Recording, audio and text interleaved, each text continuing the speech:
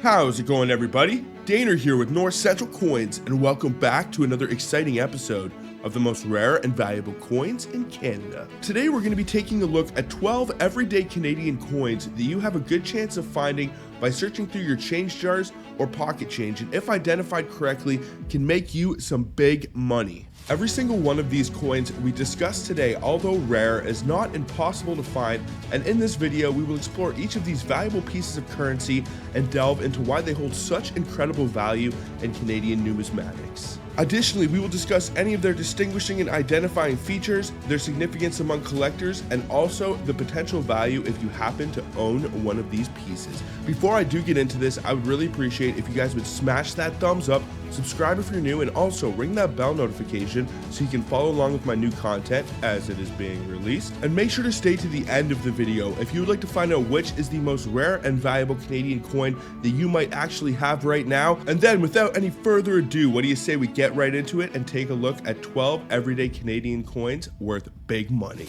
Let's get it, guys.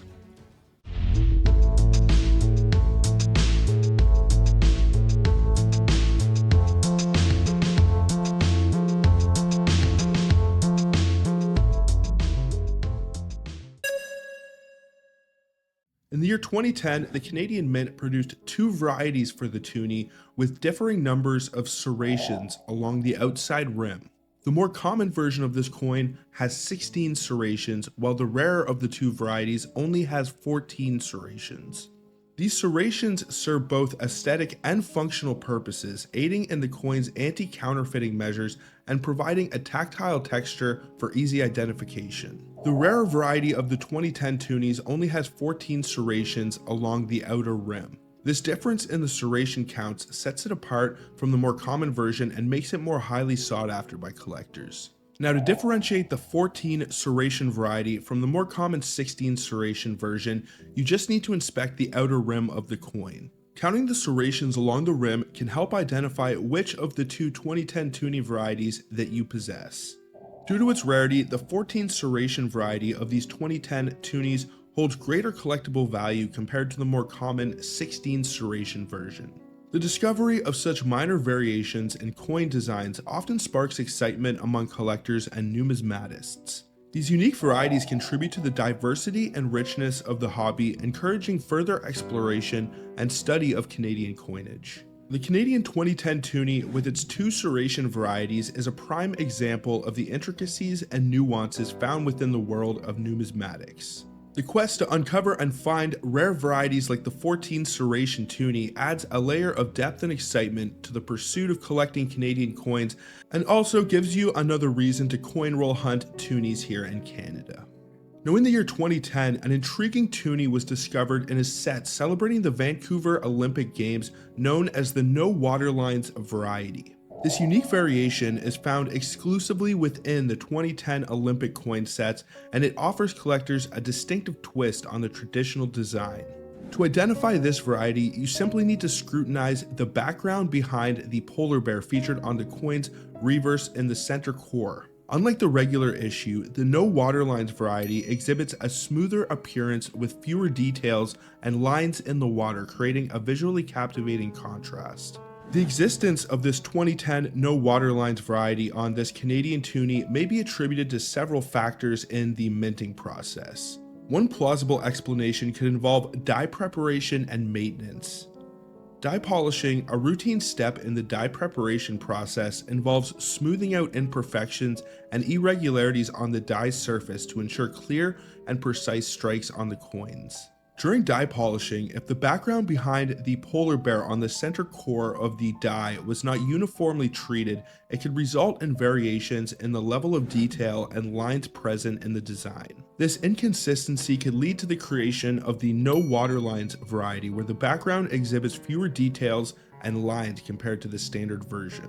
Other factors such as dye wear or differences in striking pressure could also contribute to these variations or the appearance of the coin's design elements. Over time, dyes undergo wear and tear from the repeated striking of coins, which can affect the clarity and definition of the design. Variations in striking pressure during the minting process can also result in differences in the depth and intensity of the design elements on the coin. While the exact cause of the no waterlines variety may not be definitively known, it is likely the result of subtle differences in the dye preparation or striking process. Despite the rarity of this variety and its presence primarily in the 2010 Olympic coin sets, it serves as a fascinating example of the intricacies and nuances involved in the minting of Canadian coins. Now, what sets the no waterlines variety apart from the other 2010 Toonies is not just its scarcity, but also its potential for increased value when combined with other rare features. For instance, if paired with the 14 serration variety, the value of this coin can escalate significantly, potentially reaching or exceeding $1,000. Now, most or all of the Toonies made for these sets were intended to come with these 16 serrations, so finding one with 14 serrations and no waterlines could make it a one-of-a-kind air coin. Now, we do have some price estimates for the no waterlines variety, which are as followed. This coin is classified as NBU, meaning it has a brilliant uncirculated finish and comes out of a set, but it would not look any different than your standard 2010 Toonie unless it has the no waterlines air. So just to give you guys an idea, if you find the regular 2010 Toonie out of this set and it doesn't have any airs and it has the 16 serrations, which is the standard, then it can be worth up to $35 for an NBU 67, which isn't quite at the tip top of the Sheldon scale, but it is a really high grade example of one of these coins. Now, if you can identify the no waterlines variety, which will mean that there will be less detail in the water ripples on the center core reverse design of the coin, then it can be worth around $200 for an NBU 67. So the price increases quite a bit from the standard issue, and if you were to find one and it scored any higher than that, you could be sure that you would see some big price jumps. You could easily be talking a $1,000 coin or more if it hits that NBU 70 mark. So let's also discuss the value for the regular circulation 2010 Toonies. If you were to find the 2010 business strike, it would be classified as an MS. The value of the 16 serration version, which is the more common issue, can be worth up to $51 for an MS 66 example, which is an exceptionally high grade for a business strike. If you were to find the rare of the two varieties, which is the 14 serration version of the 2010 Toonie, it can be worth up to $350 for an MS66 example. So it is actually quite valuable and one of the more rare of the Canadian Toonies that you can look for. And as I mentioned earlier, if you were able to find one of the 2010 Olympic sets and identify both the 14 serrations and also the no waterline variety on the 2010 Toonie out of the set, you could be talking a one-of-a-kind holy grail coin, as all the 2010 Toonies and the Olympic sets were intended to be struck with 16 serrations. So if you ever are able to find the no waterline variety, you also want to check and see if maybe, just maybe, it has the 14 serrations as well. The allure of discovering rare varieties like the 2010 No Waterlines Toonie extends beyond the realm of mere coin collecting. Each new variety discovered adds a layer of depth and excitement to the hobby and prompts collectors to delve deep into their collections to see if they possess any of these unique pieces. The possibility of finding one of these rare coins in circulation or in your pocket change adds an element of fun and surprise to the pursuit and encourages enthusiasts to keep a keen eye on their pocket change for hidden treasures. In the world of coin collecting, every discovery holds the potential to unveil a hidden gem, and the no waterlines variety exemplifies this sentiment perfectly. As collectors embark on their quest to acquire these elusive coins, they contribute to the broader appreciation and understanding of Canadian numismatic history. Enter the 2000p Canadian dime. Now, this dime features the exquisite depiction of the iconic blue nose schooner on its reverse side. The blue nose is a symbol of Canadian maritime history, celebrated for its elegance and also its speed. The blue nose design was first introduced in the year 1937 and is still featured on the reverse of the 10-cent coins produced in Canada today. The blue nose design has become synonymous with Canadian identity and is beloved by collectors and Canadians alike. Its timeless beauty and significance make it a fitting tribute to the country's rich maritime heritage. Now, the reason that this particular dime holds such a special place in Canadian numismatic history, as it was one of the first dimes the Royal Canadian Mint used the P Mint mark to denote production at the new facility in Winnipeg, and also the composition change of Canadian coins. The introduction of the P mint mark or composition mark on the 2000p Canadian dime marked a significant milestone for the Royal Canadian Mint. It not only signified the growing role of the facility in Winnipeg, but also highlighted the shift in composition of Canadian coins. The new composition change for the Canadian coins involved transitioning from a primarily nickel-based alloy to a multiply plated steel core. This change was implemented to improve durability and reduce production costs. The inclusion of this P mint mark on the 2000p Canadian dimes serves as a visual representation of these advancements in both production and composition. Now you might be wondering, what is the big deal? What is it that makes this coin so valuable? Well, it's not just about the value, but it's also about the excitement of the hunt and also the incredible stories they carry that make these coins incredibly special. But here's where it gets interesting. The 2000p dimes aren't your ordinary coins. They were part of a fascinating experiment at the Canadian Mint. While the Canadian 2000p nickels were released for circulation with a limited mintage of just under 5 million, the dimes and quarters with P mint marks or composition marks didn't make their debut officially for circulation until the year 2001. There was a test set issued by the Mint in the year 1999 containing coins with the date 1999 and also P mint marks. However, no such set was released in the year 2000, so any 2000p dimes or quarters that you come across with that P mint mark were either released by mistake or found their way into circulation through vending machine companies testing the new coins.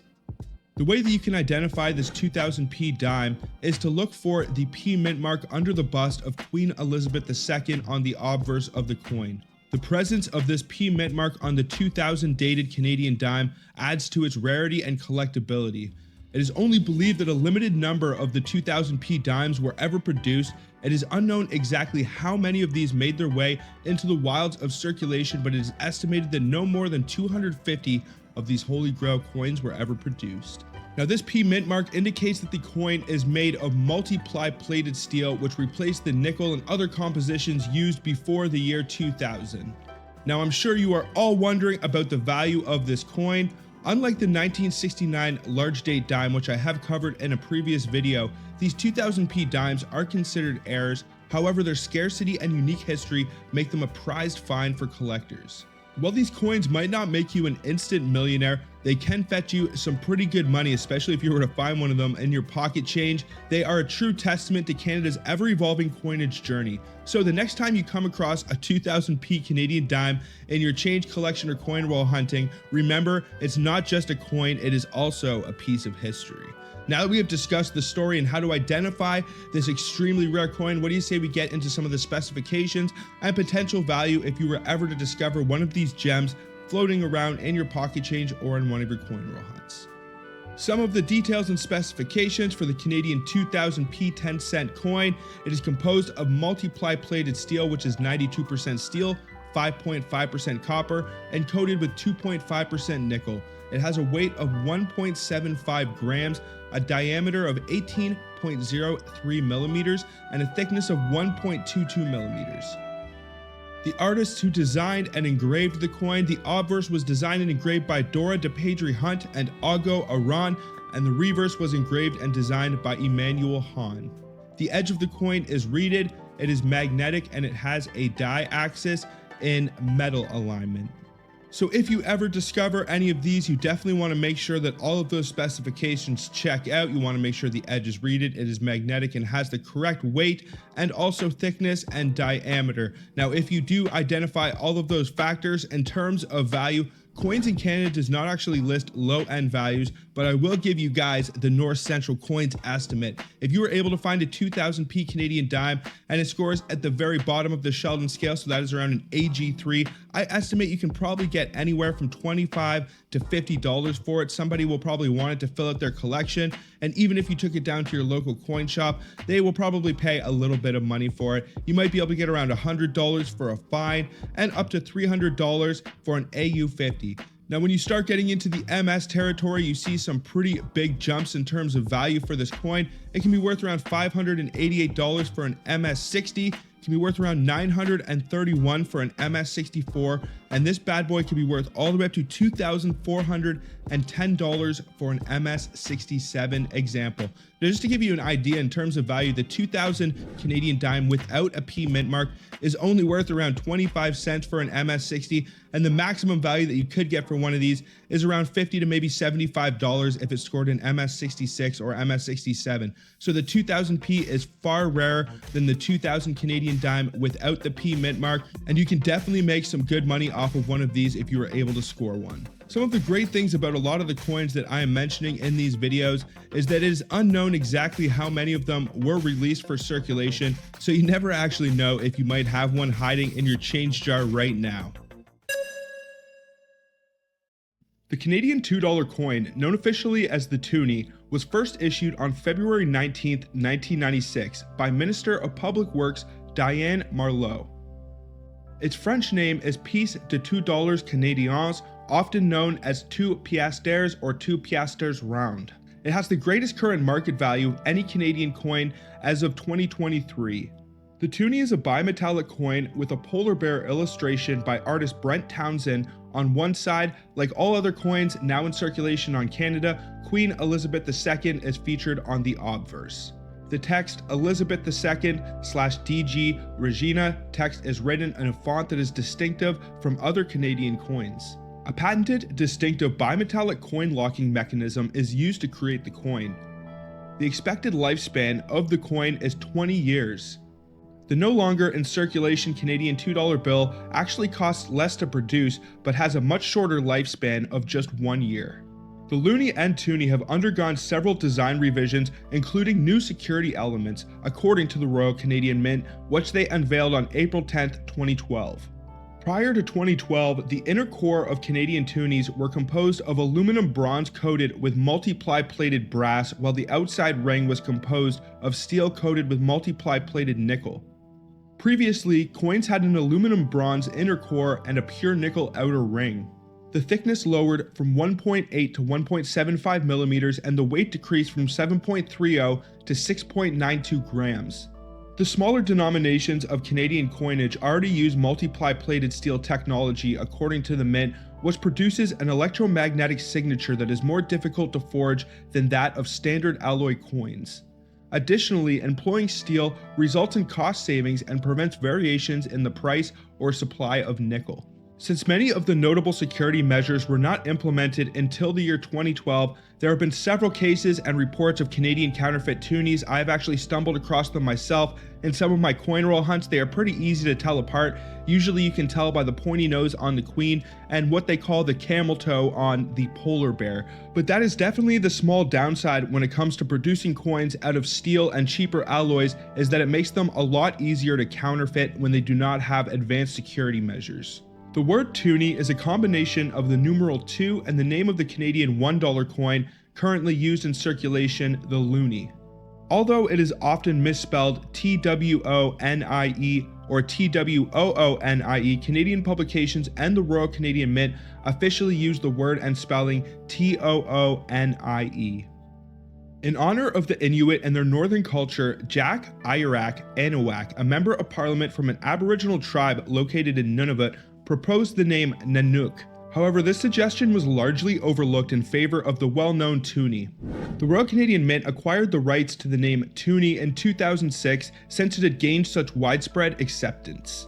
Following a contest to give the bear a name, Churchill was chosen, paying homage to both Winston Churchill and frequent sightings of polar bears in Churchill, Manitoba. Finance Minister Paul Martin announced the replacement of the $2 banknote with a coin in the year 1995 in the Canadian federal budget speech. The Royal Canadian Mint then spent $17,400 Canadian to canvass 2,000 Canadian households regarding which of the 10 theme options they preferred. Under the direction of C. Truong, the Royal Canadian Mint Engineer Division designed the $2 coin to be made from two different metals. The metals for the bimetallic coin would be lighter and thinner than those produced anywhere in the world at the time. To join the two parts, the engineering division selected a biomechanical locking mechanism. By the end of 1996, the Winnipeg facility had struck 375 million of these coins, and the coin was officially launched at Ben's Deli in Montreal on February 19, 1996. The community of Campbellford, Ontario, home to the coin's designer, constructed an 8-meter tall or 26-foot Toonie monument similar to the Big Loonie in Echo Bay and the iconic Big Nickel in Sudbury. Unlike the Loonie, the Toonie and $2 bill were not being produced at the same time as each other, as the $2 bill was withdrawn from circulation on February 16, 1996, 3 days prior to the Toonie's introduction. Some of the original Toonies that were released for circulation actually had a defect. When the first batch of Toonies were struck hard or frozen, some of the coins might separate due to a malfunction in the bimetallic locking mechanism. The Royal Canadian Mint reacted by saying that there was a 1 in 60 million chance of a Toonie falling apart, despite media reports of defective Toonies. Section 456 of the Canadian Criminal Code defines defacing coin currency as purposely attempting to split a Toonie. This is actually a criminal offense in Canada. Now, what do you say we get into the Toonie that you guys all came here to find out about, and that is the 1996 German planchette. When the first $2 coin was officially launched on February 19, 1996, an event was held where it was said that 60 million of the new coins should be made available. Not yet ready with the new technology to meet this demand, Canada actually purchased from Deutsche Nickel, a German supplier, planchettes needed to produce the first 60 million coins. The Royal Canadian Mint was able to make the first 60 million $2 coins in 1996 thanks to the production of 10 million pre-assembled planchettes by the company Deutsche Nickel in Germany. Unlike the Canadian planchette Toonies, the 1996 $2 German planchette coins feature lines with a dull matte texture across the ring. It is considerably easier to distinguish between the German and Canadian planchettes when the coins are uncirculated. However, once these coins enter circulation and start to wear down, the distinguishing lines become less noticeable. Despite this, the use of German planchettes was a crucial factor in meeting the high demand for $2 coins in Canada at that time. Now, before we get into the values for the 1996 German planchette Toonie, first let's go over some of the basic specifications for the coin. The 1996 Canadian planchette Toonie was produced at a mintage figure of 315,483,000. The 1996 German planchette was produced at a mintage figure of 10 million. The coins are composed with an outer ring of 100% nickel and an inner core of 92% copper, 6% aluminum, and 2% nickel. They have a weight of 7.3 grams, a diameter of 28 millimeters, a thickness of 1.8 millimeters. The designers for the coin are Dora DePadre Hunt and Augo Aran for the obverse, and Brent Townsend and Augo Aran for the reverse. It is magnetic and has a die-axis in metal alignment, as is the standard for most Canadian coins.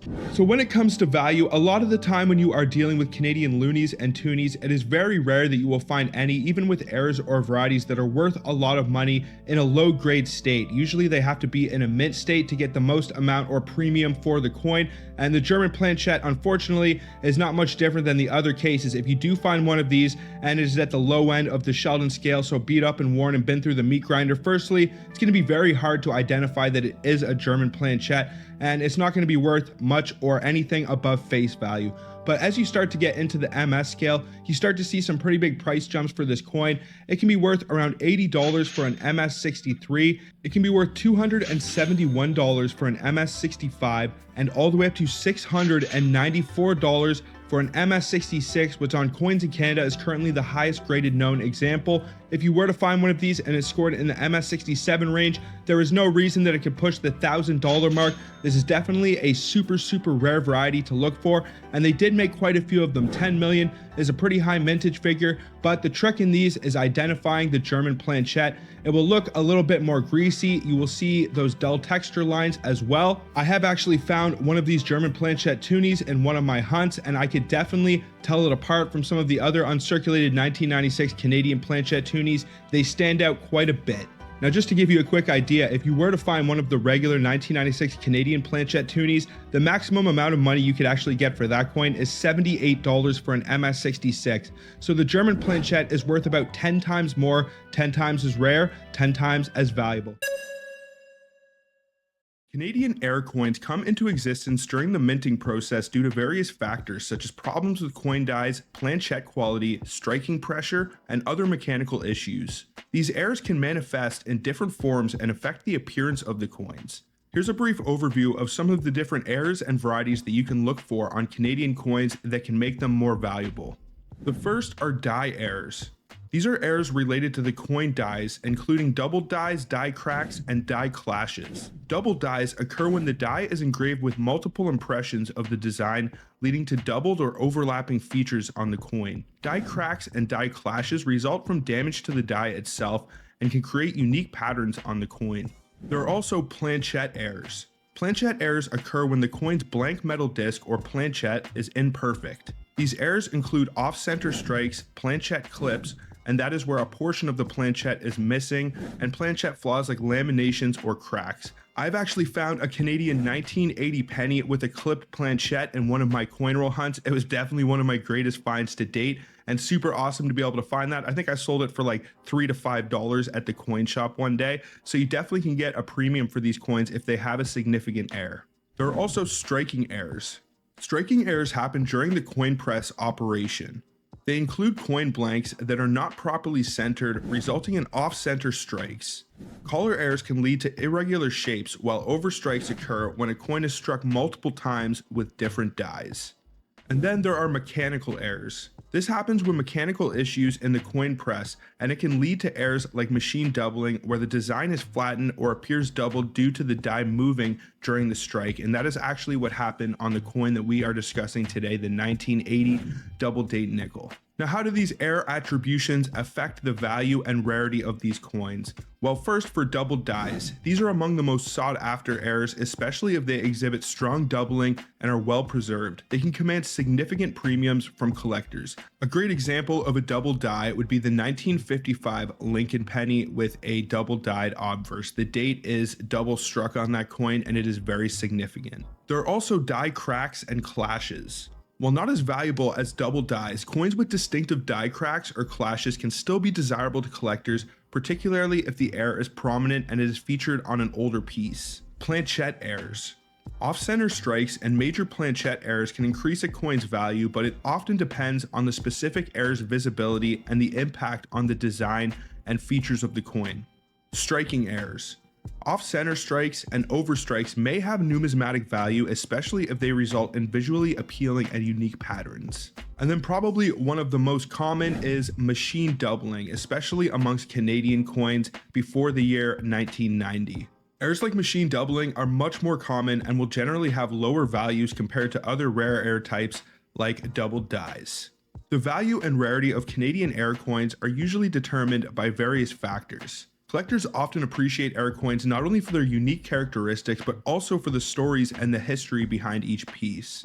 Now, when it comes to the Canadian 1980 nickel, to be able to get the most amount of money for this coin, you need to be able to identify significant machine doubling on the date. Now, here is some information on machine doubling and how to identify it on your coins to potentially make them more valuable. Usually, if a Canadian coin is in a high grade and exhibits an error or variety such as machine doubling, it will add a premium to the coin, but there are usually notable dates to look for, like the 1980 nickel, that can make it worth far more than its face value. Now, here are some of the characteristics of machine doubling. Now, some of this may get a little bit technical, but I do want to be thorough and give you guys a very good understanding of what to look for. But the first thing that we want to look for is narrowing of the high points. One of the key features of machine doubling is that it causes the highest points of the coin's design to appear slightly narrower at the top. This effect is due to the flattening of a portion of the primary image during the coin striking process. Machine doubling errors encompass several subtypes, including ejection doubling. This occurs when a coin sticks to the die during ejection from the press. And there is also die chatter. Die chatter refers to minor differences in the design caused by vibrations or imperfections in the die surface. There's also horizontal twisting or vibration. When a die is slightly loose or misaligned during the striking process, it may twist horizontally or vibrate at the end of the strike. As the die returns to its original position, it can release this twist and push the metal on the side and upward, resulting in doubling. Machine doubling will usually appear on letters, numbers, and the main design. The reason that these coins are considered rare and do hold a premium above face value is usually when quality control personnel notice machine doubling, they will take corrective actioning by tightening the part of the coin press that holds the die to resolve the issue, thus not too many of these will actually make it out. Now, machine doubling is one of the most common types of errors found on coins. It is generally more prevalent than rare and more sought after errors like doubled dies. Machine doubling is a frequently encountered error on Canadian coins resulting from issues during the coin striking process. And while machine doubling is generally less rare and sought after by collectors compared to more distinctive errors, understanding these nuances will help collectors and yourself accurately identify and assess these coins and their values. Now, what do you say we get into the coin that you guys are all here to find out about, and that is the 1980 nickel with machine doubling on the date, and it can also happen on the lettering for Canada right above the date. So if you can identify the machine doubling, it will almost look like the date is 3D. That is the best way that I can put it to an amateur if you are looking to try to identify this. The specifications for the 1980 Canadian nickel, it is composed of 100% nickel alloy. It has a weight of 4.54 grams, a diameter of 21.2 millimeters, and a thickness of 1.75 millimeters. The coin was designed and engraved by Arnold Mockin and Walter Ott for the obverse, and G.E. Kruger Gray and Thomas Shingles for the reverse. The edge of the coin is smooth, it is magnetic, and it has a die axis and metal alignment, as is the standard for most Canadian coins. Now, in terms of value, getting accurate price estimates for the 1980 coin, if it does have doubling on the date, can be pretty tricky. Coins in Canada does actually list this error on their website, but they don't list a lot of values for it, honestly. The values start to kick in at the MS60 mark, and they top out at the MS63. So Coins in Canada appraises this piece around $13.90 for an MS60, around $20 for an MS62, and all the way up to $30 for an MS63. But if you compare that to the 1980 without machine doubling, it is significantly more valuable. For example, the 1980 without machine doubling is only worth around $1 for an MS63. So if it does have the double date, it is worth around 30 times more. So if you do extrapolate that upwards, I estimate that you could easily get anywhere from $200 to $1,000 for one of these pieces if it's scored between an MS65 and MS67. Unfortunately, PCGS does not attribute this error or variety yet, but they may eventually one day because it has become quite notable over the last few years. If you were to find someone that's really into error coins, you might have no problem getting a couple $100s for this piece. So it is definitely a good one to have on your radar. You should definitely throw your 1980 nickels to the side and check them with a microscope or zoom in real close on that date with your phone. And if you can identify that machine doubling, you may have a valuable coin. In terms of the low end value, I'm not going to say that it's worth very much. If it's hovering somewhere around the AU mark, you might be able to get a couple dollars if somebody really wants it and they are into error coins. But usually to get the most amount of money out of these coins, you want them to be in a high mint state. So that means MS65 to MS67. Canadian coin errors encompass a fascinating range of anomalies that arise during the minting process, influenced by factors like coin dies, planchette quality, striking pressure, and also mechanical issues. These errors can come in all shapes and sizes in various forms, altering the appearance of the coins. Now let's briefly go over some of the different errors and how they can affect the value of the coins. First, there are die errors. These errors originate from issues related to the coin dies themselves, and they can include double dies. This happens when the die is engraved with multiple impressions of the design. It can result in doubled or overlapping features on the coin. Strongly double dyed coins, especially if well preserved, are highly sought after by collectors and can command significant premiums. There are also die cracks and clashes. Damage to the dies from overuse or time can lead to distinctive patterns on the coin, such as cracks or clashes. While not generally considered as valuable as doubled dies, coins with prominent die cracks or clashes can still be desirable to collectors. Planchette errors. These errors stem from imperfections in the coin's blank metal disc or planchette, and these can include off-center strikes, and this happens when the coin is struck off-center where the design is misaligned. This can increase a coin's value depending on the visibility and impact on the design. There are also clipped planchettes. This happens when a portion of the planchette is missing. It results in planchette clips, which can also enhance a coin's value. There are several other planchette flaws like laminations or other flaws in the planchette that can affect the coin's appearance and potentially make it more valuable. Striking errors. These occur during the coin press operation process and can include off-center strikes. These are coins with improper centering due to striking errors, and they can become collectible if the error results in a visually appealing and unique design. Overstrikes. This happens when the coin is struck multiple times with different dies. It can create interesting variations and increase its numismatic value. And then last but not least are mechanical errors. Now, mechanical issues within the coin press can lead to errors like machine doubling, where the design appears flattened or doubled due to die movement during the strike. Machine doubling errors are more common and generally have lower value compared to other rarer error types. And then there are rotated die errors, which are the errors that you are looking for on these Canadian provincial quarters. Now, rotated die errors on Canadian coins are intriguing anomalies that occur when one of the two coin dies is misaligned or becomes loose during the minting process, resulting in a rotation of the design. These errors can be classified into two main categories: stable rotation and dynamic rotation. Stable rotation. In stable rotation errors, one of the dies is misaligned during installation, leading to consistent rotation in multiple coins produced from the same die pair. This type of error is characterized by a fixed degree of rotation and can be exemplified by certain coin examples, such as a piece that is meant to be struck in metal alignment, but when you are looking for the rotated die variety, it always comes in coin alignment or with a fixed degree or axis. And then there is dynamic rotation. Dynamic rotation errors occur when one of the dies becomes loose during the striking process and rotates on its axis. These errors result in varying degrees of rotation and can be found on a wide range of Canadian coins, including those from the pivotal year 1967. Now, how do you calculate the rotation degree of your coin? To determine the rotation degree of a coin, you need to measure the extent to which the one side of the coin has rotated in relation to the other side.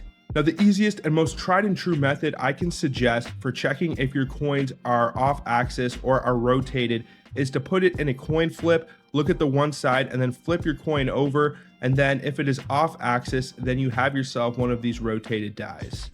Coins with a rotation degree below 15% are generally not valued much higher than their regular counterparts unless it is in a very high mint state. The coin's year of issue can also influence its desirability among collectors. Coins with more notable dates, like the provincial series that we're discussing today, and also the 1999 and Millennium quarters, can have rotated dies that are notable, and those are known to be very valuable. If you do find a rotated die on, let's say, a 1980s nickel or quarter, it might not be as valuable as if it occurs on one of the coins like the ones we're discussing on this list. Now, what do you say we get into some of the details and specifications and also values for the coins that you guys are here to find out about, and those are the 1992 provincial quarters with rotated die axis. So first of all, we will discuss the 1992 New Brunswick. The specifications for the 1992 New Brunswick standard circulation strike: it is composed of 100% nickel. It has a weight of 5.05 grams, a diameter of 23.88 millimeters, and a thickness of 1.58 millimeters. The coin was designed and engraved by Dora DePadre Hunt and Augo Aran for the obverse, and Ronald Lambert and Sheldon Beveridge for the reverse of the coin. The edge is reeded, it is magnetic. The standard die axis for Canadian coins is usually in metal alignment, but there are actually two different rotated die variations for the 1992 New Brunswick. There is one with a 90-degree shift rotated die, and there is also one in coin alignment. So what I'll do is I'll go through and I'll give you guys the details and the low end values of all of these coins, and then I will tell you guys the values of these pieces if you were to find one and it scores in the MS range. So if you were to find a New Brunswick 1992 provincial quarter and it is in coin alignment, which means it is rotated 180 degrees, it can be worth around $50 for an AU50. Now, the New Brunswick with a 90-degree rotation is not actually listed for values on the low end, but I would estimate that you can get at least as much as the coin alignment, if not a little bit more, because it is pretty valuable in the MS region. Now, next up is the 1992 Northwest Territories. The specifications for the 1992 Provincial Northwest Territories quarter is composed of 100% nickel. It has a weight of 5.05 grams, a diameter of 23.88 millimeters, and a thickness of 1.58 millimeters. The Northwest Territories Provincial quarter was designed by Dora DePadre Hunt and Augo Aran for the obverse, and Beth McEachin, Augo Aran, and C. Saffioti for the reverse of the coin. The edge is reeded, it is magnetic, and the standard die axis should be in metal alignment. Now, the rotation that you are looking for the Northwest Territories is a 90-degree rotation. If you can identify this, on the low end, it can be worth around $120 for an EF40 and all the way up to $122 for an AU50. Now, the last of these 1992 provincial rotated die quarters that you can look for is the Saskatchewan. The specifications for the standard issue Saskatchewan quarter is composed of 100% nickel, has a weight of 5.05 grams, a diameter of 23.88 millimeters, and a thickness of 1.58 millimeters. It was designed and engraved by Dorita Patry Hunt and Ago Aran for the obverse, and Brian E. Cobb and Terry Smith for the reverse. The reason that I wanted to give you guys the specifications on all of these quarters is because there are actually different artists that featured their designs on the reverses of these coins, and I wanted to give credit where credit is due. Now, the edge of the 1992 Saskatchewan is reeded, it is magnetic, and it has a standard die axis in metal alignment, but the orientation that you are going to be looking for to identify this holy grail piece is in coin alignment. Now, there are only 3 known examples of the Saskatchewan in coin alignment currently, but that doesn't mean that one can't still be discovered. They actually don't even list low-end values for this coin because there isn't one that is in such a low grade that it is actually worth listing on their site. But I would estimate that you could get anywhere from a couple $100 to $1,000 even for a super low grade example at the bottom of the Sheldon scale. Because there are only 3 known examples, this would be considered a holy grail piece and definitely a good one to keep your eyes out for. Now, in terms of the high-end values, the 1992 New Brunswick in coin alignment can be worth around $550 for an MS66 example, which is currently the highest graded known example. Now, the New Brunswick with a 90-degree rotation can be worth up to $228 for an MS65 example. For the Northwest Territories, you are looking for a 90-degree rotation, and it can be worth up to $348 for an MS65 example. If it did score any higher, you can be sure to see a bit of a price jump. You could easily be talking a $500 to $1,000 coin if it scored around an MS67. And last but not least, we have the holy grail of the bunch, the Saskatchewan in coin alignment. Now, there are only 3 known examples, and they only give one price estimate on coins in Canada, and that is currently $5,600 for an MS62 example. So if you were to find one of these and it scored any higher, around an MS65 to MS67, you could easily be talking a $10,000 to $20,000 coin. They put out a lot of these provincial quarters. I've encountered rolls and rolls and rolls of them in my coin roll hunt, so these are definitely some good pieces to keep your eyes out for. Now, you know you're becoming a coin collector when you start referring to your pocket change as potential treasures, and finding a 1996 nickel in your pocket change might just make your day. Coin roll hunters and collectors alike have become aware of a rare Canadian nickel heir from the year 1996 that can be worth some really decent money even if it isn't in the greatest shape. If you were to check the Coins in Canada website a few years ago, you would only see 2 varieties listed for the 1996. These 2 varieties are the near and far 6. Usually you'd be looking for the far 6, and that variety can actually be worth a couple $100 if it hits in the high MS mark. To tell the difference between the near and far 6, you need to look at the final digit 6 in the date 1996, and then look at its proximity and distance to the bottom of the D in Canada. If the 6 is very close to, but not making contact or touching the D, then you have the near 6. If there appears to be a space or gap between the number and the letter D, then you have the far 6, and the far 6 is actually the more valuable of the 2 varieties. But what if I told you that there is a third variety that is actually much more rare and valuable than the previous 2? You could say one 1996 nickel to rule them all, and that is the attached 6 variety. Now, whether due to severe die deterioration, cracks, or any number of other production problems that can occur during the minting process, it would seem that a rare error or variety escaped into circulation. To identify this, you need to look once again at that final digit in the date, and if that 6 is touching or making contact with the D in the inscription Canada, then you have yourself a fairly valuable Canadian nickel. Now, before we get into the value, some of the details and specifications for this coin, if any of these are off, it might indicate that it is not legitimate. And you might think it's actually silly to check all of these little specifications, but you would be surprised at the counterfeit coins that can be purchased online these days. Coins like the 1921 half dollar and 5-cent piece, the 1948 silver dollars, even the 1944 Tomback nickel, and even some minor modern errors and varieties. I've seen listings for all of these counterfeit coins, some of which only sell for $1 or $2. So it never hurts to be thorough, especially if you already went to the work of identifying the attached 6. So the specifications for the 1996 nickel: it is composed of 75% copper, 25% nickel. It has a weight of 4.6 grams, a diameter of 21.2 millimeters, a thickness of 1.76 millimeters. The designers and engravers for the obverse of the coin are Dora de Pedri Hunt and Ago Aran, and G.E. Kruger Gray and Thomas Shingles for the reverse of the coin. The edge of the coin is smooth, it is non-magnetic, and it has a diaxis in metal alignment, as is the standard for most Canadian coins. Now, in terms of value, Coins in Canada doesn't actually list low-end price values. The estimate starts kicking in around AU50, and they do evaluate this coin at $134 for an AU50 example, but I do think that it is worth anywhere from $10 to $20 for a G to VG example of one of these coins. People want them. They are definitely a good example of a Canadian error and some significant die deterioration if the D is connected to that 6. Now, when you start to get into the MS mark, you see some pretty high price jumps for this coin. It can be worth around $150 for an MS60, but if you are to look at the FAR 6 1996, that coin can actually be worth $300 for an MS67. So I don't doubt at all that this nickel could easily be worth up to $1,000 to $5,000 for an MS67.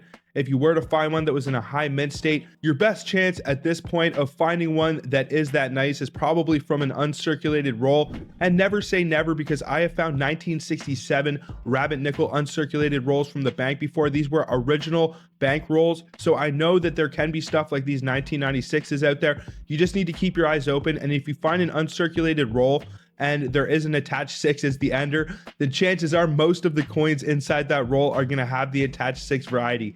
Usually when you have an error or variety, most of the coins in the roll will have the variety, or none of them will, because all of the coins are struck and packaged consecutively. So if you do ever happen to come across a 1996 uncirculated roll of Canadian nickels, the first thing that you can look for is this attached 6, and if you do see that on the ender of the roll, I definitely suggest you buy it. But even if the entire roll is FAR 6s and you send them in to be graded and they score an MS66, MS67, it is still a fairly rare and valuable nickel. You do not want the 1996s with the close 6. That one is the least rare and valuable of the 1996 varieties. So if you find any of those while you're coin roll hunting, just chuck them to the side.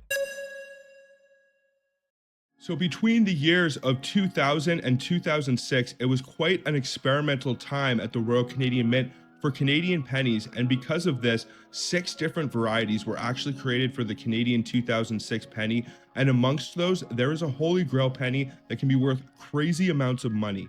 In the past, I've discussed some of the Holy Grail coins that have been discovered or that you can actually find, but there are a few modern coins that are as rare and valuable as the 2006 P non-magnetic Canadian penny. The thing about this coin is that you actually have a decent chance of finding one of them if you hunt pennies regularly. I have actually heard of Canadian coin roll hunters stumbling upon this rare gem. It is honestly one of the most well-known and looked for pennies in Canada that you actually have a decent chance of finding eventually.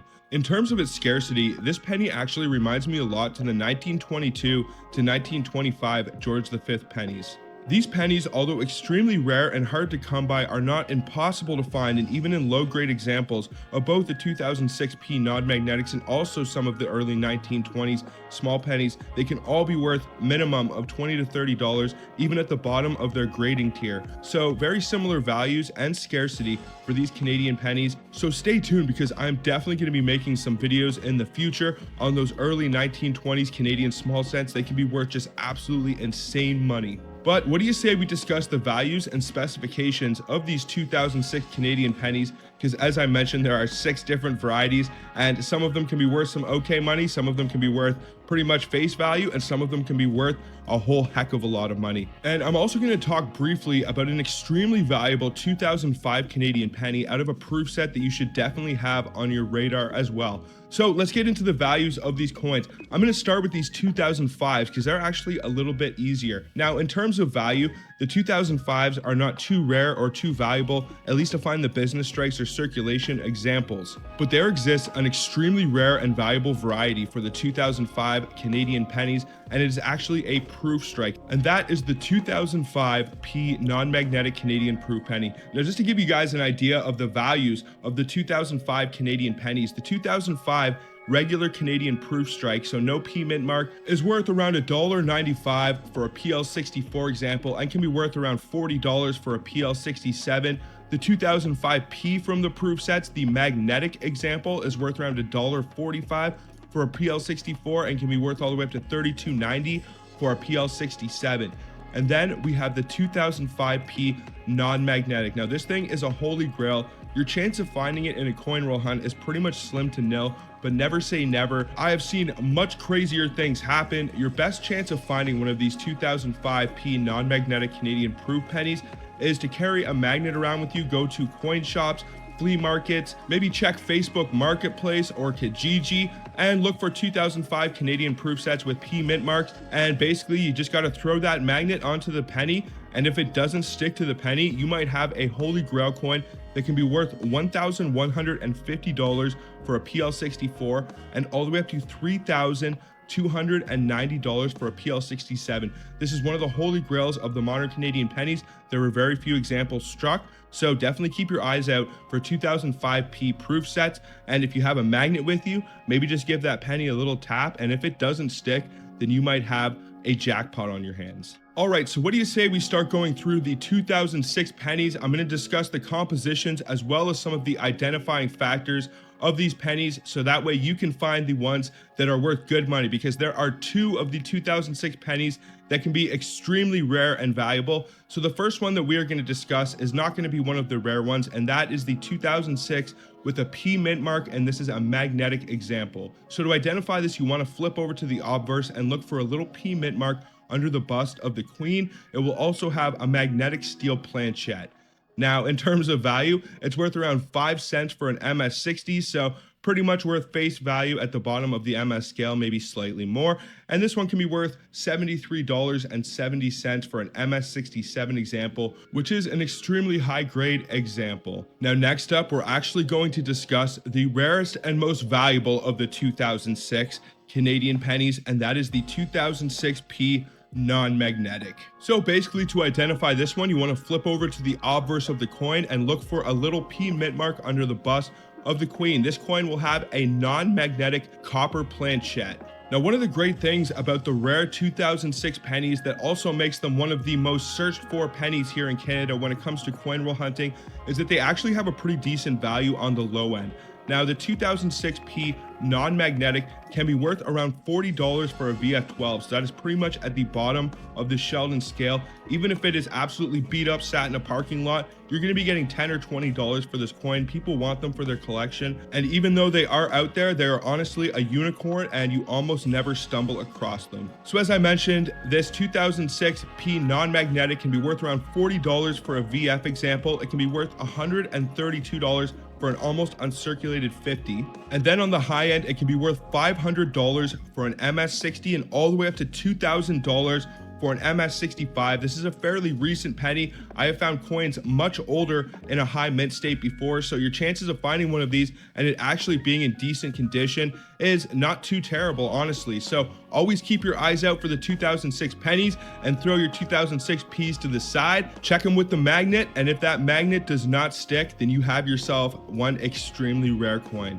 Now, next we'll get into the 2006s with the Royal Canadian Mint logo. Now, there is a non-magnetic and a magnetic. Neither of these are particularly rare or valuable. The first we will discuss is the 2006 non-magnetic with the Royal Canadian Mint logo under the bust. To identify it, you want to flip over to the obverse, look for the Royal Canadian Mint logo under the Queen's bust, and this will have a non-magnetic copper planchette. In terms of value, it's worth around 10 cents for an MS60, and it can be worth up to $45.30 for an MS67, which is an extremely high grade. And then we have the 2006 Royal Canadian Mint logo with a magnetic planchette. To identify this, you want to flip over to the obverse, look for that Royal Canadian Mint logo under the Queen's bust. It will have a magnetic steel planchette, and it can be worth around $1.95 for an MS60 and around $177 for an MS67. So this is definitely the rare of the two varieties. And it may be a good idea to pull a few of these to the side if you're a coin roll hunter. The 2006 Royal Canadian Mint Magnetic seems to be the rare and more valuable of the two. And the last two varieties for the Canadian 2006 pennies that we are going to discuss today are the 2006s without any mint marks. Now, just like the previous four pennies mentioned, there is a magnetic and non-magnetic example for the 2006 Canadian penny with no mint mark. The rare one of the two is the 2006 magnetic. First, we'll discuss the 2006 non-magnetic. Now, to identify this, you want to flip over to the obverse of the coin, and there will be no P or no logo of the Royal Canadian mint mark under the Queen's bust, and it will also have a non-magnetic copper planchet. In terms of value, it's worth around 5 cents for an MS60 example, and can be worth around $47 for an MS67. So very similar prices on the high end for the more common of the 2006 coins. And then we have the second of the Holy Grail 2006 pennies, and that is the 2006 magnetic no mint mark. Now, to identify this, you want to flip over to the obverse of the coin, and you are looking for no mint mark under the Queen's bust. It will have a magnetic steel planchet. Now, it was not made in sets, it was only released in circulation. I have still yet to find either of these two of the rare 2006 pennies, but I shall keep looking, and maybe, just maybe, I will have my day. In terms of value, the 2006 magnetic no mint mark can be worth around $75 for an MS60 and all the way up to $863 for an MS67. This one isn't super valuable on the low end. It can be worth around $10 to $20. If it's in a low grade state, people still really want it for their collections. And because you almost never stumble across these things in the wild, people are always willing to pay a premium to add them to their collection. If you ever did find one of these, I would suggest trying to sell it on maybe eBay or Facebook Marketplace. That's usually where you get the most amount of money for these coins. You can maybe try taking it to your local coin shop, but they're usually not interested in varieties like this. They might pay you like a couple dollars or something like that if you're lucky. In honor of Canada's 150th anniversary, a glow-in-the-dark coin was introduced into circulation, presenting the ethereal charm of the Northern Lights in a new, truly distinctive manner. Crafted for the special occasion of Canada's 150th birthday, the 2017 Toonie, aptly named the Dance of Spirits, pays homage to the marvels of Canadian landscapes by showcasing the breathtaking Aurora Borealis. The design on the reverse side of the Dance of the Spirits 2017 Toonie portrays adventurers gracefully paddling across a tranquil lake beneath the radiant veil of the Northern Lights. The Northern Lights are actually referred to as the Dance of the Spirits by the Cree peoples, adding cultural depth and symbolism to the coin. Another cohesive element among the different 2017 commemorative coins is the inclusion of the Canada 150th logo, characterized by a mosaic arrangement of 13 triangular shapes, each representing a different province or territory. Some of the specifications for this coin: it was crafted with a 3-ply nickel finish, plated with steel for the outer ring, and a 3-ply brass finish plated with aluminum bronze for the inner core. The coin has a weight of 6.99 grams and a diameter of 28 millimeters and was released for general circulation. Marking a significant milestone in coinage history, the Canadian 2017 glow-in-the-dark Toonie stands out as the world's premier glow-in-the-dark coin to be introduced into general circulation. This wasn't the first instance of the Canadian Mint venturing into the realm of glow-in-the-dark coins. In the year 2012, Canada unveiled a quarter featuring the luminous skeleton of a dinosaur. Though this coin wasn't intended for widespread circulation, its innovation didn't go unnoticed. In fact, it garnered the prestigious Krause Publications 2014 Coin of the Year award for its trailblazing design, further solidifying Canada's reputation as a leader in numismatic innovation. Now, what do you say we get into the coin that you guys are all here to find out about, and that is the Canadian 2017 Snow on Trees variety for this glow-in-the-dark Toonie. Now, the 2017 glow-in-the-dark Snow on Trees variety presents a distinctive feature that sets it apart from its regular counterpart. To identify this unique variety, one must scrutinize the details of the tree line on the center brass core of the coin. If the tree line is outlined by a white shading or glow, then it belongs to the Snow on Trees variety. If there is no white outlining the trees, then it is the standard version without any variety. While this error or variety might not be widely recognized currently, it bears similarities to popular errors seen in coins from the United States, which have garnered considerable attention among collectors. Considering the rarity of the 2017 Toonie, which is arguably one of the most scarcest in circulation, with a minimum base value ranging from $10 to $20 when they sell online, possessing the snow on trees or the snow on mountains variety could elevate the value of a high-grade example to being one of the most coveted among Toonie collectors. Now, if we take a look at coin errors in the United States, one notable example is the extra leaf error found on the Wisconsin state quarter, which was released in the year 2004 as part of the 50 state quarters program. Now, on this subtle error, an additional leaf appears on the ear of the corn featured on the reverse side of the coin. This anomaly was the result of a die variety, likely due to misalignment during the minting process.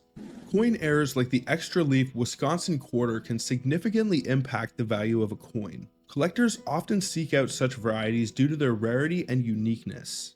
In the case of the Wisconsin quarter, coins with the extra leaf error can fetch prices well above their face value, particularly if they're in high-grade condition. Depending on factors such as the severity of the error, the coin's condition, and also demand from collectors, the value of these error coins can vary widely. These varieties are often viewed as curiosities and highly sought after by numismatists. As a result, error coins can command premiums in the numismatic market, and it makes them a valuable asset for collectors who are keen to acquire rare and unusual pieces that may appreciate in value. So even though this 2017 Toonie might not be setting the coin world on fire right now, it doesn't mean that that can't change very quickly, and this could easily become one of the most valuable Toonies that you could find or look for. If I had to give an estimate currently, if you were able to find one of these and identify the snow on trees variety, it would probably be worth about 5 to 10 times the value of the regular glow in the dark Toonie. So the regular glow in the dark being worth around $100 to $150 in a high grade state, I don't doubt that this coin could be worth up to $1,000 if it's scored in the high mint state range and somebody really wanted to add it to their collection. Now, one super crucial piece of advice that I want to share is about the value of coins. One of the questions that I get asked most often on my channel is, how much is my coin worth? Now, whether it's a rare gem, a key date, an error or variety, or even a common piece, determining a coin's true worth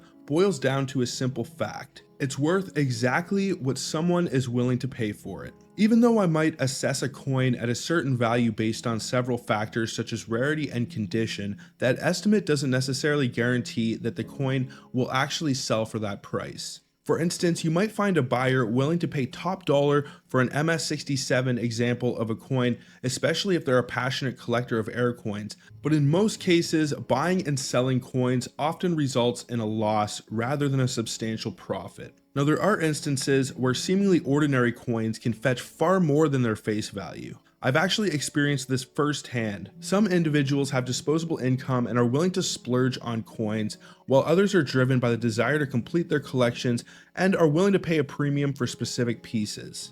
Additionally, there are those who may not be well versed in coin valuation and are simply drawn to spending money on items they find intriguing. So to summarize, a coin's rarity and potential value doesn't always translate into a guaranteed sale. Sometimes seemingly insignificant coins can sometimes fetch unexpectedly high prices. While I do advocate for honesty in representing a coin's value and discourage misrepresentation for profit, I also believe that certain modern coins, such as colored Canadian quarters from certain years, hold value beyond their face value. These coins, although occasionally encountered in everyday transactions in Canada, can be highly sought after by collectors worldwide, leading to increased demand and higher prices. So all of that being said, if you did find one of these 2017 Toonies and you are able to identify the snow on trees variety, your best chance of being able to sell one of these for the highest premium is probably going to be on eBay or an online marketplace site like maybe Facebook Marketplace or Kijiji.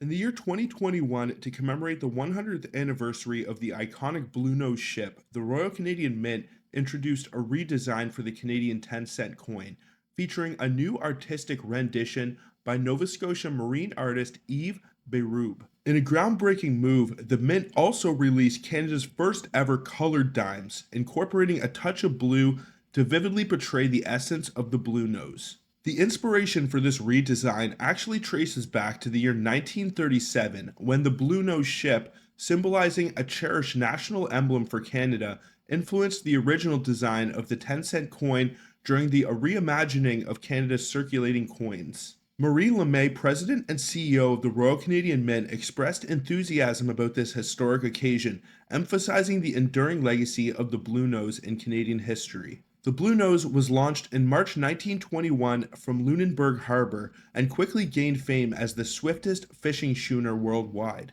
Not only did it secure a record catch on the Grand Banks in its inaugural season, but it also brought the International Fisherman's Trophy to Nova Scotia. The Blue Nose maintained an undefeated status in racing for almost 2 decades, earning the title Queen of the North Atlantic Fishing Fleet. Its international representation included notable appearances at events such as the Chicago World's Fair in 1933 and His Majesty King George V's Silver Jubilee in 1935. Contrary to its name, the Blue Nose actually had a black and red hull with a yellow strip. The term Blue Nose had been a moniker for Nova Scotians since at least the year 1785. The coin's reverse was designed by Yves Berube and showcases an angled view of the Blue Nose under a full sail and heeled to port on an open sea. This dynamic portrayal is available in both colored and uncolored versions, both of which bear the double-dated inscription 1921 to 2021. The colored version is groundbreaking for a 10-cent circulation coin, featuring blue highlights that represent the deep waters of the North Atlantic. The obverse side features the effigy of Her Majesty Queen Elizabeth II. Now, even though these commemorative design dimes from the year 2021 are incredibly revolutionary and beautiful, it is actually the single date plain design for the 2021 dime that you are looking for. Now, as I mentioned at the beginning of this video, there are actually 4 different designs for the 2021 dime. The first is the colored Blue Nose, then there is the uncolored commemorative Blue Nose design, then there is the double date, which will have the date of 1921 to 2021, and then there is the single date dime, which will only have the date of 2021, and that is the one that you want to look for. The mintage of a coin refers to the total number of copies produced, and it plays a crucial role in determining a coin's rarity and potential value in the collector's market. In the context of the 4 different designs for Canadian dimes in the year 2021, the regular design with a single date has a much lower mintage compared to the other 3 designs, making it more valuable and rare for several different reasons. Distribution and circulation. The regular design of a coin is often the one intended for general circulation, and these coins are distributed widely for everyday transactions. Usually special or commemorative designs will be produced in smaller quantities and may not be as widely circulated, but in the case of the single date 2021, it is actually the opposite. Collector interest. Collectors often show a keen interest in special or limited edition coin designs, leading to a higher demand for these coins. Usually the regular designs, being more common and part of everyday transactions, might not attract the same level of collector attention initially. But this is actually something that adds to the intrigue and allure of this single date 2021, as because it does not stand apart from any other Canadian dime in terms of its design, they can easily slip under the radar of normal coin muggles, I guess we will call them. Now, when I say coin muggle, I am not trying to say it in a derogatory sense, but basically it is a term that I will use for anyone that doesn't have any knowledge of numismatics, and they might actually let a coin that is worth a lot of money go in an everyday transaction. That's why it is always good to arm yourself with a little bit of knowledge, that way you don't accidentally let a coin into circulation that is worth hundreds or thousands of dollars by mistake. Minting decisions. Mintage decisions are made by the mint, and they're based on factors such as public demand, commemorative events, and overall coin production requirements. Regular designs are typically minted in larger quantities to meet the demands of daily commerce, while special designs may have limited mintages. Now, my best guess when it comes to the 2021 single date dime is that the Canadian Mint didn't actually have a really good plan in 2021 for how they were going to roll out the commemorative dimes. they may have actually struck some of the single date dimes at the beginning, and then when they eventually planned or introduced the double date dimes with the date of 1921 to 2021, they may have actually switched up and produced a larger quantity of those. And because they had already made a decent amount of the single dates initially, they just released them into circulation and gave them out to banks. A similar situation would probably be with the 1991 quarters that have a very low mintage of around 450,000. Marketing and promotion. Special designs are often actively marketed and promoted by the mint, generating additional interest and demand. Regular designs may not receive the same level of promotional effort, which actually probably made the 2021 single date fly under the radar a little bit. Due to these factors and its lower mintage, coupled with the potential lower initial collector interest, can contribute to its rarity and consequently its increased value among collectors over time. However, the actual rarity and value will depend on the coin's condition and also the collector landscape for that particular year. Now, some of the details and specifications for the 2021 single date Canadian dime, if any of these are off, it may indicate that it is not an authentic example. It is composed of 92% steel, 5.5% copper, and 2.5% nickel. It has a weight of 1.75 grams, a diameter of 18.03 millimeters, and a thickness of 1.22 millimeters. The coin was designed and engraved by Susanna Blunt and Suzanne Taylor for the obverse and Emmanuel Hahn for the reverse. The edge is reeded, it is magnetic, and has a die axis and metal alignment, which is the standard for most Canadian, Australian, and British coins. Now, in terms of value, this is not a coin that you're going to get rich off of today. This is one that definitely has the potential to increase in value over time, and if you were to find one and it had any errors or anything special or notable about it, it may add to its value quite substantially. But it cannot be stated enough how rare these things are and how small your chances actually are of ever stumbling upon one of these in your pocket change. If you're a coin roll hunter, you might get lucky and find one of these every couple of boxes, but chances are you're going to have to search and search if you want to find one of these bad boys. Now, in terms of value on the low end, it doesn't hold too much of a premium, but I would say you can probably get around $1 for one of these, even if it's beat up, worn, and been put through the meat grinder. But the good news is it's a fairly recent dime, only 2 years old as I'm making this video. So chances are most of them are going to be in pretty good shape at this point still. But if you were able to find one and it scores at the high end of the Sheldon scale, so that is an MS67, you can get around $100 for this right now. Now, it is by far the most rare and valuable of all the different 2021 dimes that you can find, and I have no doubt that in 10 or 20 years, its value could easily increase tenfold. The Canadian 1990 Bare Belly Nickel. Now, this coin is a fascinating numismatic rarity that has captured the interest of collectors and enthusiasts worldwide. This unique variety is known for a distinctive error that occurred during the production process, resulting in the removal of most or some of the fur from the underbelly of the beaver depicted on the reverse side of the coin. This error has led to the coin being affectionately referred to as the bare belly variety, and it is highly sought after by collectors due to its rarity and also the intriguing story behind its creation. Now, to fully understand how the Canadian 1990 Bare Belly Nickel actually came into existence, it's essential to delve into the coin manufacturing process in Canada. The Canadian Mint, who's responsible for producing Canada's circulating coinage, employs a meticulous and multi-step approach to create coins with both precision and quality. The process begins with the design phase, where talented artists and engravers work together to craft the intricate and meaningful designs that will grace the nation's coins. In the case of the 1990 nickel, the design features the iconic image of the beaver, which is a symbol of Canada's rich natural heritage. Once the design is finalized, a master die is then created. This die serves as a template for producing numerous working dies, which will be used to strike the actual coins. These working dies are crucial to ensure consistent coin quality and detail. And then die polishing. Die polishing is a critical step in the coin minting process. It involves meticulously smoothing and refining the surface of the working die to ensure a high level of detail in the struck coins. This process is typically performed multiple times to maintain die quality. Now, here's where the unique era of the bare belly variety comes into play. During the die polishing process for the 1990 nickel working dies, an unusual mistake occurred. Most of the fur on the underbelly of the beaver was inadvertently removed from the reverse side of the die. This error resulted in the beaver appearing to have a bare belly, when the coins were struck using these specific dies. Now, what makes this error even more intriguing is that the die was polished several times, leading to different degrees of apparent baldness in the beaver's underbelly on the coins produced from these dies.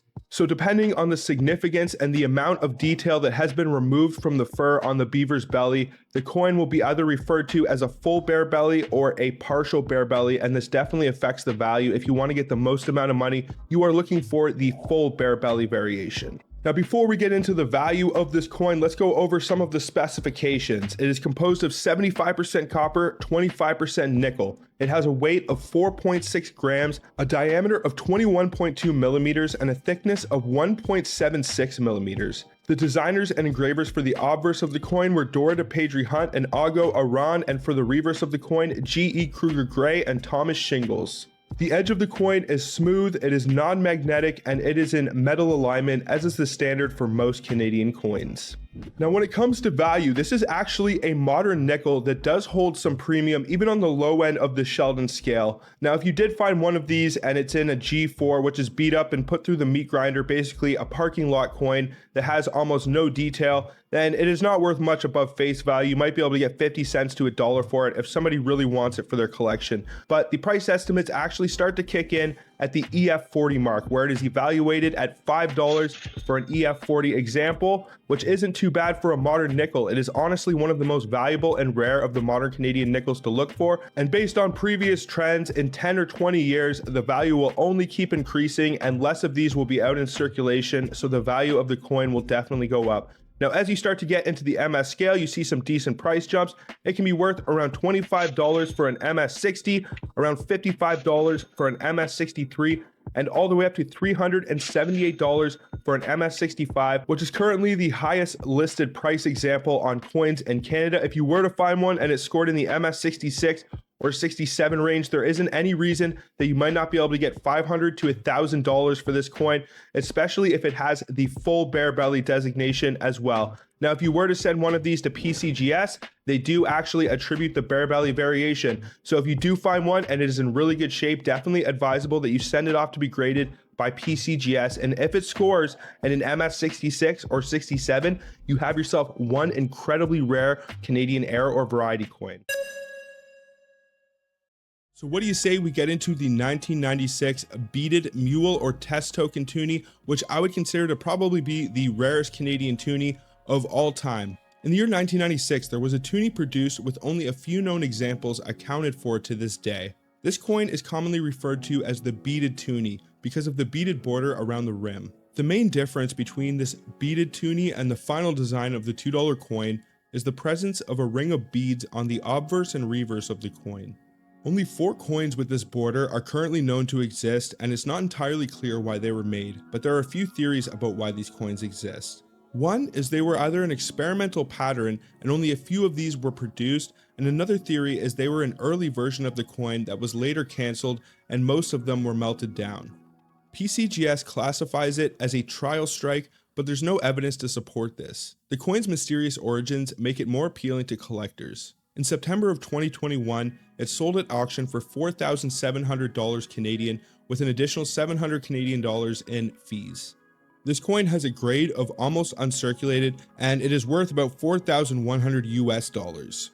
Now, this coin could be considered a mule, but it is more widely accepted as a test token. Although PCGS has classified this coin as a test token, there is no historical evidence to support this. It is unclear how many of these coins were released to the public, but only 4 have been certified by PCGS. In terms of rarity, it is probably not only one of the most rare Toonies, but also one of the most valuable and underrated modern Canadian coins you might still have a chance to be able to find in your pocket change, and this variety definitely adds a level of intrigue and spice to coin roll hunting and collecting Toonies here in Canada. In the annals of numismatic history, amidst the clinking of coins and the hum of minting machinery, there exists a narrative both captivating and mysterious, a tale that transcends borders and mingles the essence of two nations' coinage. Enter the Canadian 2000 Toonie struck on a United States Sacagawea dollar planchette, a numismatic anomaly that emerged from an unforeseen partnership between the Canadian Mint and the United States Mint, weaving together a saga rich in intrigue, collaboration, and fascination. The Sacagawea Golden Dollar, minted by the United States Mint from the years 2000 to 2008, was a groundbreaking coin, featuring an outer layer of manganese brass that gave it a distinctive golden hue. Its obverse depicted Sacagawea, the Shoshone Indian guide of a historic Lewis and Clark expedition, while the reverse showcased a soaring eagle. Sacagawea's role as a guide and the interpreter during the expedition, despite her young age and pregnancy, was crucial to its success, earning her lasting admiration. The coin's design selection process involved significant public participation, with the Dollar Coin Design Advisory Committee ultimately recommending Sacagawea's image. Sculptor Glenna Goodacre's design was unveiled at the White House in May 1999, capturing Sacagawea's likeness and commemorating her invaluable contributions to American history.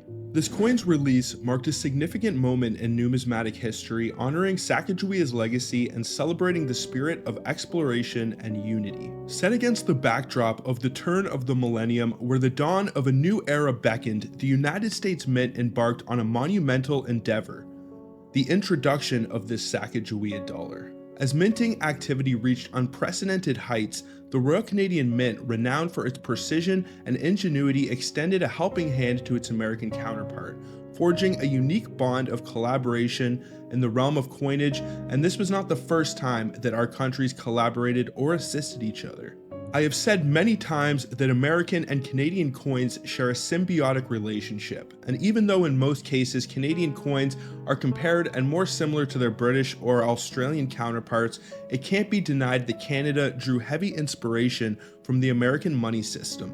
There have been other instances, like in the year 1968, where the United States Mint actually took over production of some of the Canadian dimes to help relieve some of the pressure on production when they were switching metal compositions from silver to nickel alloy that year. These dimes can be distinguished by inspecting the reading along the outside of the coin. I have actually covered the Philadelphia Mint 1968 dimes in a previous video. If you guys would like to check that out, I'll leave a link for that in the top corner. In this remarkable display of cooperation, the Canadian Mint supplied not only planchettes for the 5-cent coins in the year 2000, but also for the Sacagawea dollars, offering invaluable support to alleviate the production constraints faced by the United States Mint during this pivotal moment in numismatic history. However, amidst the flurry of minting activity, fate intervened in unexpected ways, unveiling a peculiar twist in this tale. Amidst the vast production volume exceeding 1.25 billion pieces between Philadelphia and Denver, a subtle yet significant alteration emerged. In a remarkable twist of fate, Canadian 2000 Toonie was discovered struck on a United States $1 Sacagawea planchette.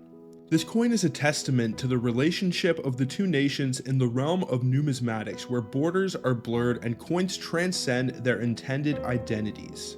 The occurrence of the planchette mix-up during the minting process is a rare but plausible phenomenon that can take place due to various factors within the minting environment. In the case of the Canadian 2000 Toonie struck on a United States Sacagawea dollar planchette, the mix-up likely occurred due to a combination of logistical, mechanical, and also human factors. The minting process involves the handling of large quantities of planchettes, which are the blank metal discs used for coin production. These planchettes are typically sourced from suppliers and transported to the minting facility. During transit or storage, there is a possibility of planchettes intended for one coin type getting mixed up for those intended for another. Within the minting facility, the planchettes undergo a series of mechanical processes, including feeding into the coin presses and being struck with the coin dies. Despite stringent quality control measures, mechanical errors can occur, leading to planchettes intended for one denomination or design inadvertently being fed into coin presses set up for another. While minting operations are highly automated, human intervention is still required at various stages of the process. This includes loading planchettes into the hoppers, monitoring the operation of the coin presses, and conducting quality checks on finished coins. Human errors such as mislabeling or misidentifying planchette batches could contribute to planchette mix-ups during production.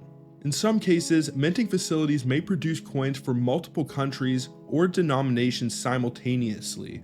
This can lead to overlaps in production schedules and processes, increasing the likelihood of planchette mix-ups if the proper precautions are not taken to segregate and track different batches of planchettes. Now, as far as I can tell, there are only a few known examples of this coin accounted for currently, but that doesn't mean that you can't get lucky and find one of these in the wilds of circulation, especially if you coin roll hunt toonies on the regular. In the year 2010, an MS66 graded example of this coin sold for $9,000. One of the more recent noted sales of this coin, an MS64 example, sold in the year 2014 for an impressive $6,000. So even if you did find one of these and it's not in the greatest shape, it's pretty beat up, worn, and been put through the meat grinder, you're still probably going to be able to get a couple $100s for this coin. It is not too often that you stumble across planchette errors when it comes to coin roll hunting or coin collecting, and when it comes to a more modern denomination like the Canadian Toonie, you can be sure it will probably bring a premium along with the coin.